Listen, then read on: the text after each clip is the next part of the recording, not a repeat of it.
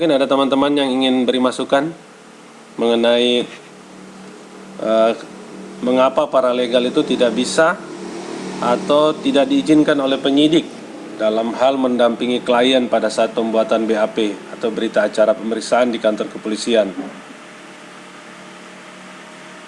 Ada yang bisa bantu?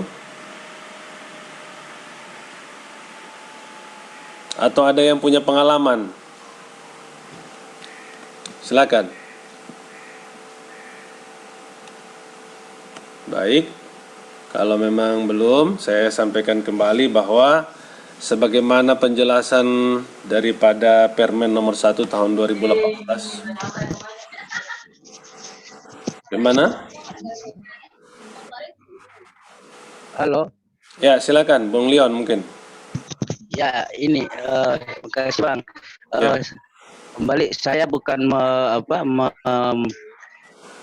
menjawab apa yang dipertanyakan oleh Bung Arman dari Gorontalo. Hanya saja saya juga bertanya. Boleh. Silakan. Ya, siap. Pengalaman kemarin Pak, waktu itu kasusnya itu kasus penarikan motor yang dilakukan oleh pihak pembiayaan Ya. terhadap masyarakat miskin. Nah, pada waktu itu yang bersangkutan melapor ke saya, kemudian saya dampingi sampai pada di kantor pembiayaan sampai di pihak kepolisian dalam hal ini Polres. Ya. Setelah mendapatkan mediasi di tingkat di Polres, justru saya itu dikeluarkan dari ruangan, tidak bisa hadir.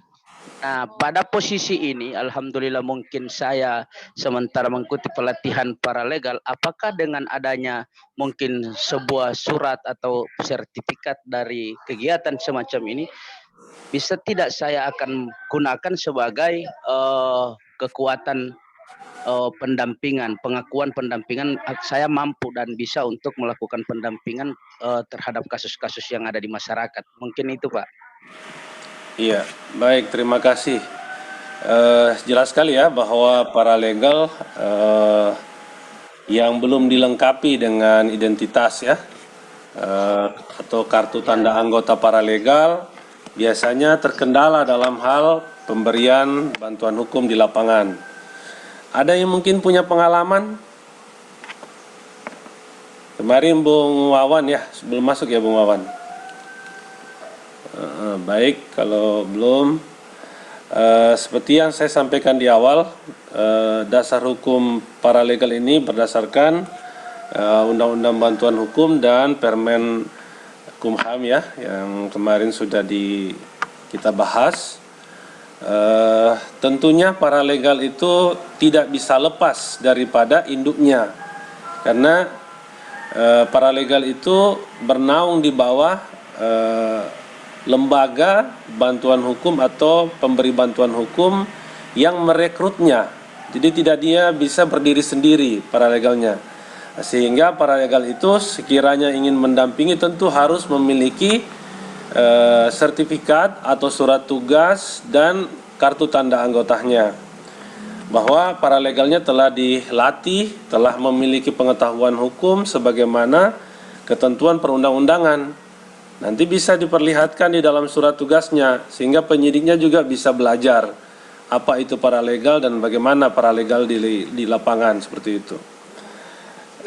Biasanya dalam surat tugas itu ditandatangani oleh ketua LBH dan advokat yang mensupervisi kerja-kerja paralegal.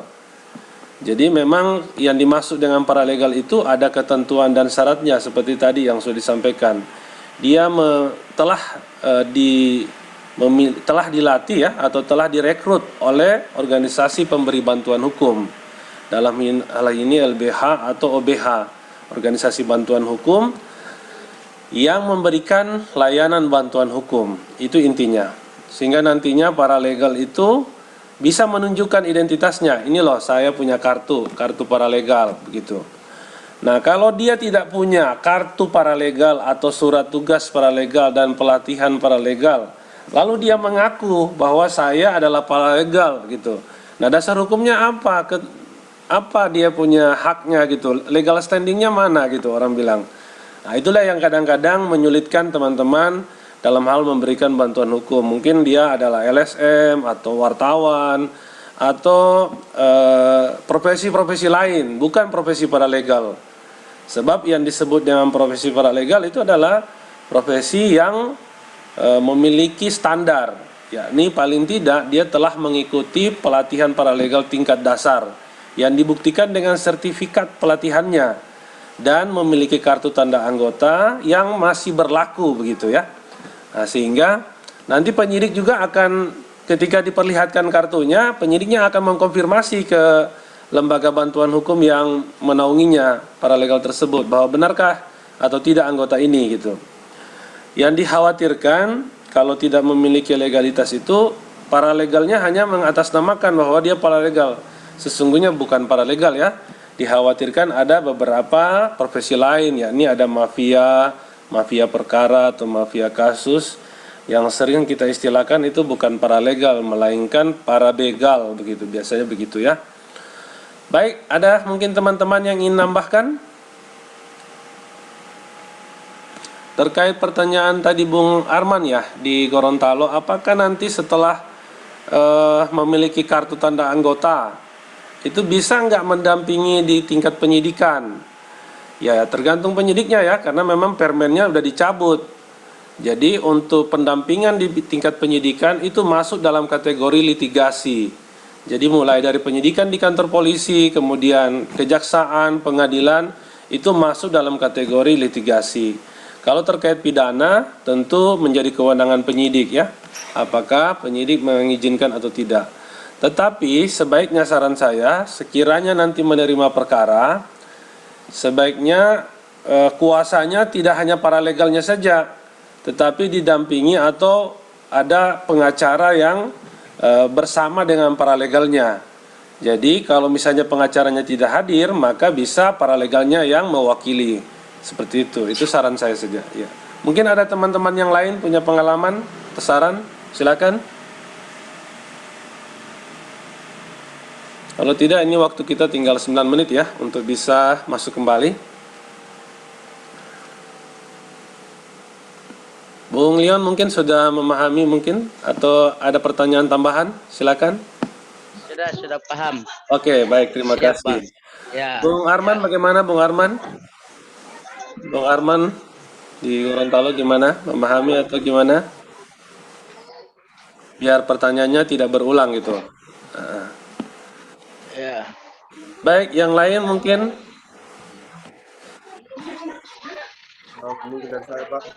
Silakan, Pak Amandus.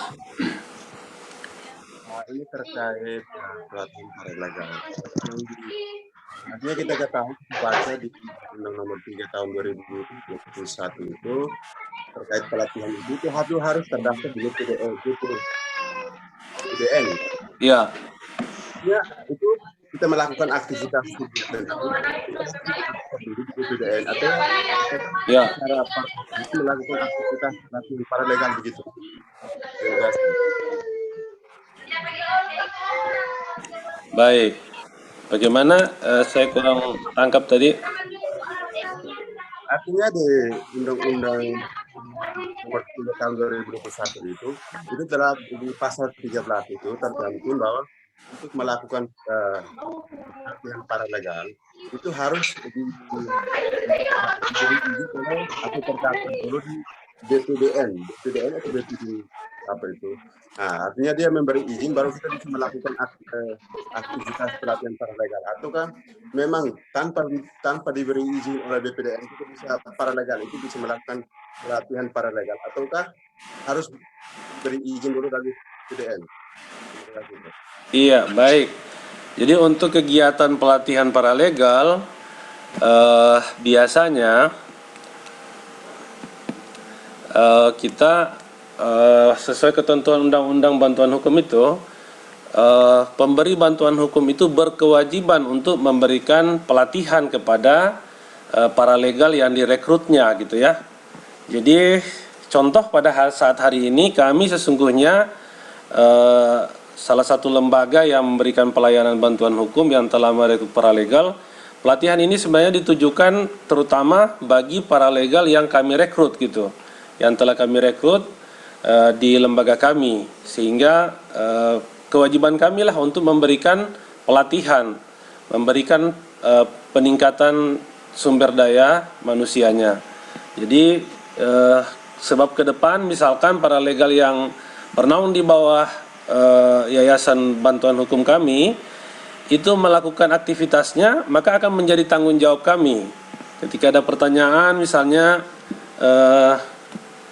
lembaga ini ada anggota paralegal saudara misalnya melakukan perbuatan yang mungkin melanggar atau tidak memahami memberikan mungkin layanan hukum yang tidak sesuai misalkan, maka itu menjadi konsekuensi lembaga bantuan hukum yang merekrutnya. Nah, jadi sebelum kami memberikan surat tugas ataupun sertifikasi ataupun identitas sebagai kartu anggota misalnya, itu harus disertai dulu mengikuti pelatihan atau pendidikan sebagaimana yang diatur dalam ketentuan perundang-undangan, yakni pendidikan paralegal tingkat dasar gitu ya. Jadi kalau sudah mengikuti pendidikan paralegal tingkat dasar, maka sudah punya hak atau bisa diberikan gitu ya, bisa diberikan. Makanya kami sampaikan setelah pelatihan ini mungkin teman-teman ada yang ingin untuk mendapatkan kartu tanda identitas sebagai paralegal, maka kami akan memberikan dengan ketentuan, kami evaluasi dulu kegiatan pelatihannya. Apakah dalam kegiatan pelatihan saudara yang bermohon untuk mendapatkan kartu tanda anggota itu telah aktif dalam kegiatan pelatihan dan hadir. Jadi bukan berarti lulus ya, kami tidak menyatakan lulus atau tidak lulus. Kami menyatakan bahwa telah mengikuti. Telah mengikuti berarti bukan berarti lulus atau tidak. Intinya Anda telah mengikuti pelatihan paralegal tingkat dasar yang diselenggarakan oleh lembaga kami, dan kami memberikan sertifikasi ataupun kartu tanda identitas itu. Tentunya sekalipun Anda telah memiliki kartu tanda anggota, tentu tidak bisa berdiri sendiri dalam hal penanganan pelayanan bantuan hukum. Harus berdasarkan ketentuan aturan hukum yang ada. Tentu kita harus saling koordinasi, saling berbagi informasi terkait perkara ataupun informasi yang Anda tangani. Salah satu contoh kemarin kalau tidak salah Pak Herianto ya, atau yang dari mana ya, kemarin minta supaya diadakan penyuluhan hukum atau semacam pendidikan hukum atau pendidikan apa gitu ya, seminar hukum di wilayahnya gitu ya. Nah, itu bisa diorganisir oleh paralegal yang telah memiliki kartu tanda anggota. Jadi bukan lisensi, tapi telah memiliki kartu tanda anggota, berarti telah mengikuti pelatihan. Nah, berarti udah tahu caranya gitu, bagaimana caranya gitu, apa dasar-dasar hukumnya gitu, sampai kemudian dapat menyelenggarakan kegiatan penyuluhan hukum. Seperti yang kami sampaikan kemarin, penyuluhan hukum itu ada metodenya, ada cara-caranya dan seterusnya. Ya, saya kira demikian ya. Mungkin masih ada tambahan atau ada pertanyaan lain, saya persilakan terkait materi kita. Saya tambahkan sedikit, Pak. Silakan. Kartu tanda anggota yang dimana kita sudah mengikuti pelatihan yang diberikan oleh Bapak atau Pak para pemateri.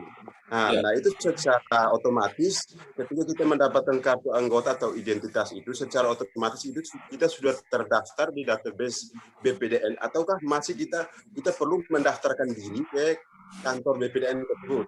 Oh iya, baik. Jadi untuk ke BPHN itu menjadi kewajiban dari LBH ya, atau OBH atau pemberi bantuan hukum yang merekrut.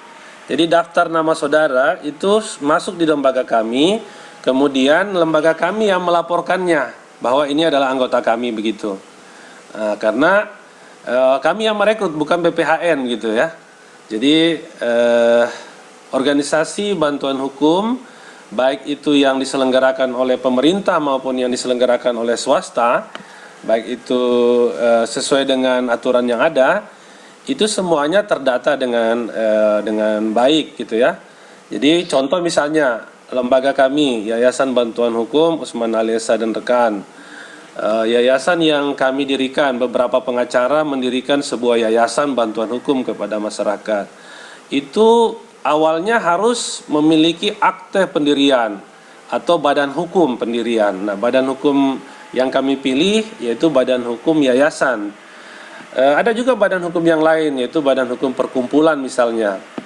Nah, setelah berbadan hukum memiliki legal standing untuk melakukan perbuatan hukum di Indonesia, barulah kemudian bisa mengurus perizinannya. Nah, setelah kami melaksanakan kegiatan dan izin dan lain sebagainya, maka kegiatan sudah bisa kita selenggarakan berdasarkan akta pendirian dan juga izin-izin yang sudah kita urus. Contoh salah satu izinnya adalah mengurus perizinannya di kantor perizinan terpadu. Ada izin operasional, ada izin lokasi dan lain sebagainya gitu. Intinya itu organisasi lah yang memiliki izin dapat menyelenggarakan begitu. Dan bahkan itu menjadi kewajiban dari pemberi bantuan hukum. Misalnya gini, kami punya LBH atau Yayasan Bantuan Hukum merekrut paralegal itu ceritanya jual KTA lah, jual kartu tanda anggota misalnya. Ada teman atau saudara kenalan pingin punya kartu gitu, lalu kita bikin kasih gitu. Nah, ketika nanti di kemudian hari ada masalah, maka tidak hanya si pemilik kartu yang kena masalahnya, tetapi juga lembaga yang mengeluarkan